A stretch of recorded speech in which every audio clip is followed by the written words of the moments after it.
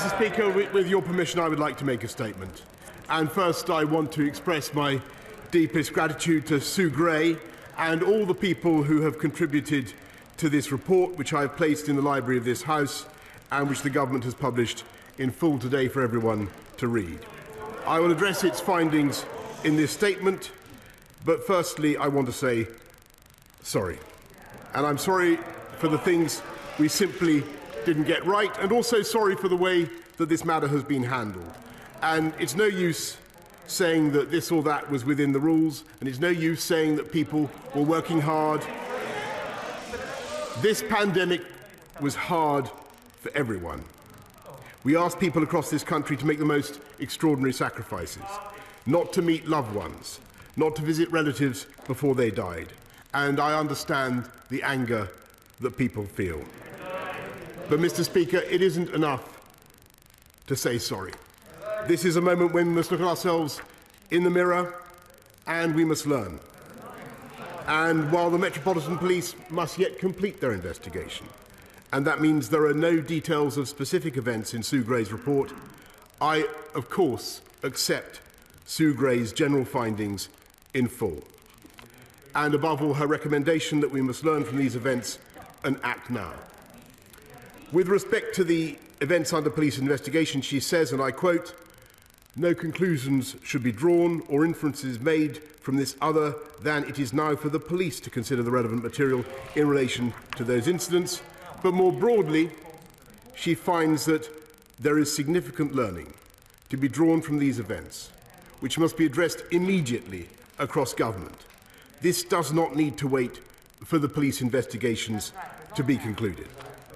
That is why we are making changes now to the way Downing Street and the Cabinet Office run, so that we can get on with the job that I was elected to do, Mr. Speaker, and the job that this government was elected to do. First, it is time to sort out what Sue Gray rightly calls the fragmented and complicated leadership structures of Downing Street, which she says have not evolved sufficiently to meet the demands of the expansion of Number 10. And we will do that, including by creating an Office of the Prime Minister with a permanent secretary to lead Number 10. Second, Mr. Speaker, it is clear from Sue Gray's report that it is time not just to review the Civil Service and Special Advisor codes of conduct wherever necessary to ensure that they take account of Sue Gray's recommendations, but also to make sure that those codes are properly enforced. And third, I will be saying more in the coming days about the steps we will take to improve the Number 10 operation and the work of the Cabinet Office, to strengthen Cabinet government, and to improve the vital connection between Number 10 and Parliament. Mr. Speaker, I get it and I will fix it. And I